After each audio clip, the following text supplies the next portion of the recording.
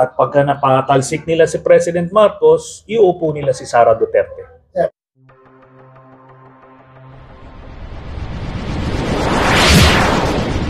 Trupang Hilonggo. Please subscribe and like and share. How's the plot? No?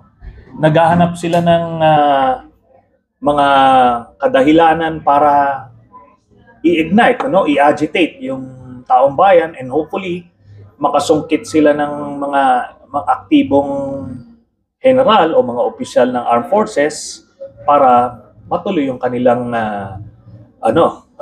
pag-power grab. No? Seryoso po yung power grab? Opo, no? Ilang beses na yan. Last year, di ba, na-confirm na nga yan ni AFP Chief of Staff General Browner, at tuloy-tuloy yan, by our latest count, at least 4 na beses na nag-a-attempt magpatalsik itong Duterte camp. Bakit mo nag-fail? Dahil hindi sumasama yung mga opisyal ng armed forces, no? Meron nagre-recruit, pero so far hindi pa sila nakakakuha, no? Meron mga nakakakuha sila na ilang aktibo na PNP officials, mga Davao Group, pero so far sa AFP wala pa. Pero mahirap magkumpiyansa sa ganyan dahil based on our own experience, mabilis yan, no? Kaya nga ito, naghahanap sila ng mga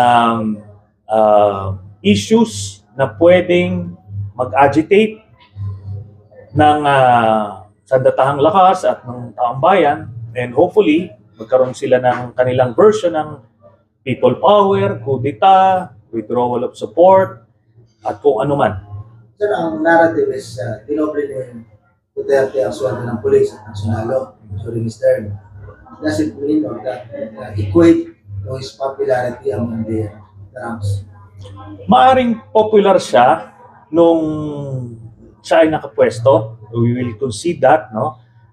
Pero nung nagkahiwalay na sila ni President Marcos, hindi sumama sa kanya yung AFP, at ang loyalty nila doon sa chain of command at sa Constitution as it should be, no? Tayo, namumulso tayo constantly sa armed forces, wala silang reason na nakikita para patalsikin si President Marcos, besides pro-China si Duterte, at alam nila lahat yan. Factor po yung China sa ginagawa nila? Yes, for sure. Dahil ang sentimiento ng AFP is towards our democratic allies, no? At hindi sila nalapit kailanman sa China, kahit nung panahon ni Duterte ay pilit silang nilalapit sa China.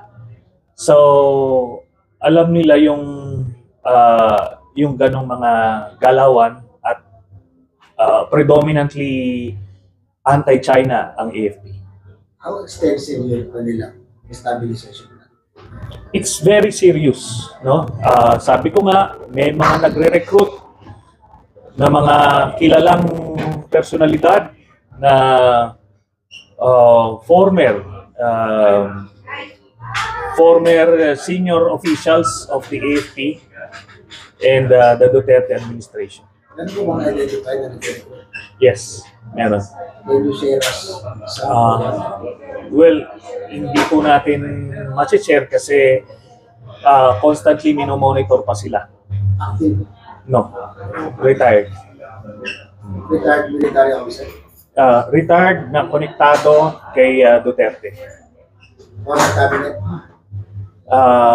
Yes. lalaki, babae. Hindi. Retired ito. Retired former retired AFP officer na naging kabinete ng Duterte administration.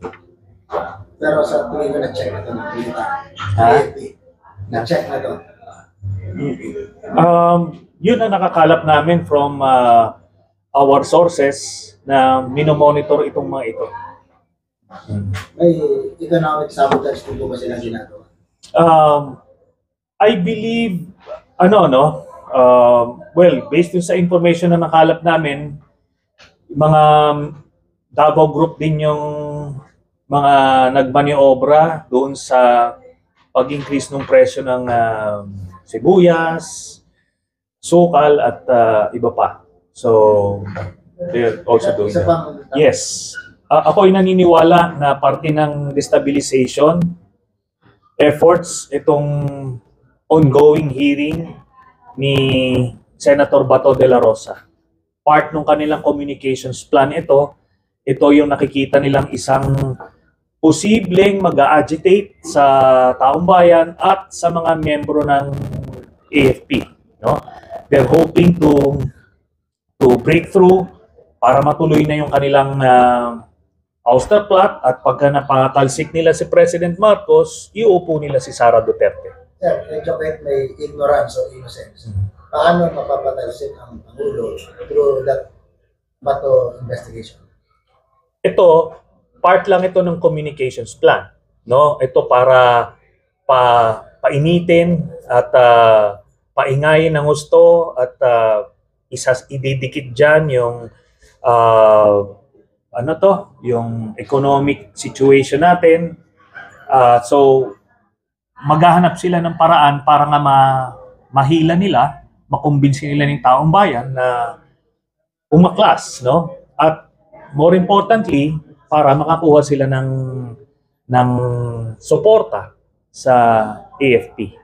Sir, isa pa, kaya pasensya ko dito. Na magiging June, July, lalabas yung, at least yung first batch ng arrest warrant. Yeah. So, meaning, yung stabilization ay magpipik as June arrive. Palagay ko coincidence lang yan. Kasi itong pag-escalate nila ng kanilang destabilization efforts, magko-coincide ito doon sa June 30 na date kung saan magto 2 years na ang termino ni Vice President Sara Duterte, and therefore kung makakapwesto siya after that, eligible siya for re-election sa 2028, just like what happened nung kay JMA. So, ang tinatarget ay 10-year rule. Yes. Isa yon sa tinatarget. Kasi sinusubukan nila before kung natuloy yung kanilang coup, rebellion, withdrawal of support, people power, kung ano man, ay pwedeng si Duterte mismo ipepwesto nila, or kung via impeachment, si Sara Duterte ang ipepwesto nila. So, yun yung kanilang mga options. Sabi sa arrest warrant, maaaring lumakas, naging crucial pa rin ang papel ng Supreme Court. Of course, alam natin kung sino nag-appoint ng 12 o 13 maestrado ng Korte Suprema. Yes, magiging crucial yung kanilang magiging desisyon paglabas ng warrant at idadaan ito sa Interpol. I can almost predict na magpa-file sila ng petition for TRO para siguraduhin hindi makagalaw yung PNP at maaresto sila. At yan ngayon ang magiging next milestone, no? Dito sa paghanap ng hustisya sa mga namatayan ng dahil sa EJK. Ngayon, kailangan din natin sabihin na yung Korte Suprema a few years ago naglabas sila ng desisyon na basically affirming na may jurisdiction yung ICC nung panahon na miyembro pa tayo, no? At sabi nga doon, hindi dapat valid yung withdrawal kasi unilateral on the part of Duterte yung ginawang withdrawal. Kailangan may concurrence pa rin ng Senado. Pero ginawang moot and academic yon kasi naging effective yung withdrawal nung March of 2019. So since from November 2011 up to March 2019, miyembro tayo. Nagdesisyon na yung Korte Suprema doon, 15-0. So it would be very difficult for them also to overturn their own decision. Plus the fact na kung idadaan sa Interpol yung warrant of arrest. Again, kahit na hindi tayo miyembro ng ICC, pero miyembro tayo ng Interpol. May international agreement tayo.